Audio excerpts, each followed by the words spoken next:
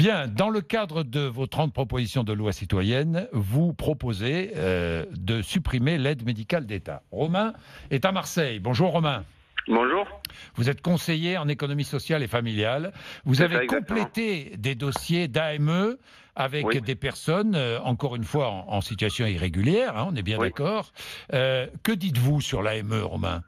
Alors moi je pense que c'est en fait au lieu de faire perdre de l'argent, au lieu de coûter de l'argent, ça peut en faire gagner.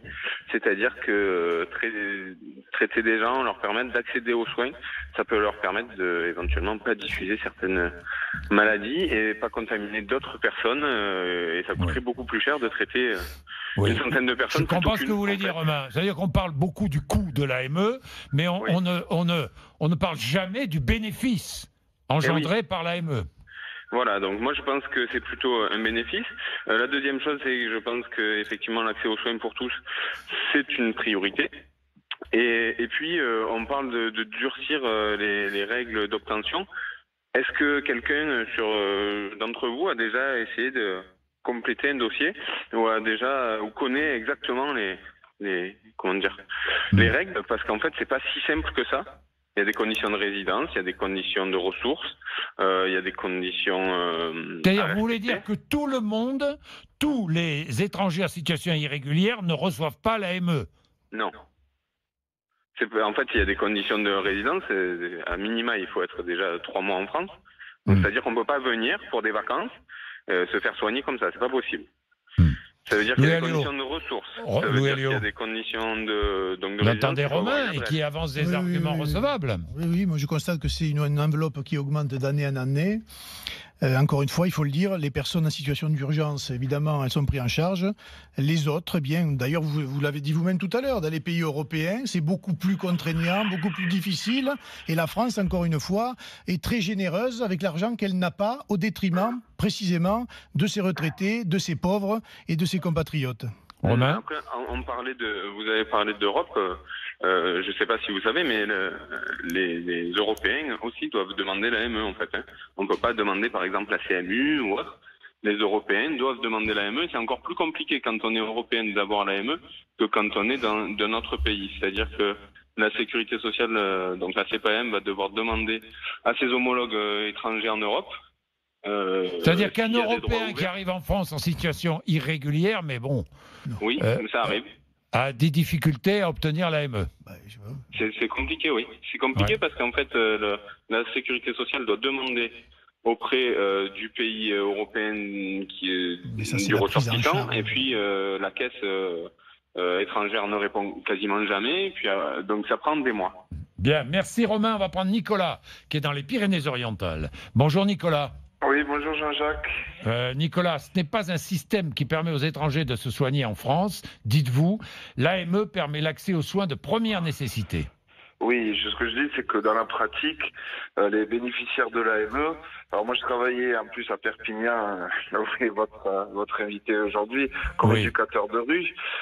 Dans la pratique, les personnes d'ailleurs qui viennent en France pour se soigner parce qu'il faut des soins qui n'est pas disponibles dans leur pays d'origine, ces personnes-là demandent une carte de résident d'étranger malade, ils ne demandent pas l'AME. Pour les bénéficiaires de l'AME, c'est vraiment les plus précaires des personnes qui viennent. Moi, j'aimerais donner un exemple. Alors, je suis entièrement d'accord avec ce qu'a dit votre auditeur précédent, pour qui je ressens exactement la même chose, pour avoir fait des demandes et travaillé avec des personnes qui sont bénéficiaires. Mais pour vous donner un exemple d'utilité de l'AME, l'année dernière, à Perpignan, dans un des bidonvilles de Perpignan, il y a eu une épidémie de gale. Bon, les personnes étaient bénéficiaires de l'AME et cela nous a permis de traiter ces personnes et de les soigner le plus rapidement possible. Et on a peut-être évité, puisqu'il s'agissait de nombreuses familles, on a peut-être évité à plein de Perpignanais de ne pas se retrouver avec la gale et peut-être même à monsieur Alliot.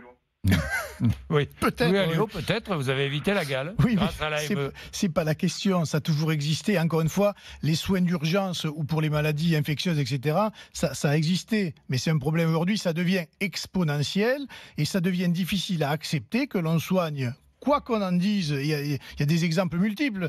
Aujourd'hui, c'est quand même curieux. Je crois que 70% des Français sont pour la suppression de l'AME, et vous me trouvez ce matin 2 personnes qui sont elles favorables. Bon. Je ne trouve rien du tout, moi. Ce sont les auditeurs qui appellent. Il faut laisser la parole à tout le monde. Je ne choisis pas. Mais tout le monde a la parole ici. Louis Alliot. Non, mais alors là, j'aime pas trop ce vous voyez, vous aimez pas, quoi. Non, c'est pas que j'aime pas. C'est la vérité. Voilà. Quand c'est pas la vérité, j'aime pas. Si c'est la vérité, je pense que nous sommes dans une situation difficile. La générosité, c'est bien, mais je pense qu'on ne peut plus se permettre comme ça d'avoir de la générosité facile, alors que, encore une fois, il faut le dire, nos retraités et nos compatriotes ont de plus en plus de mal à se soigner. Oui. Voilà, c'est pas plus difficile que ça, et c'est assez logique.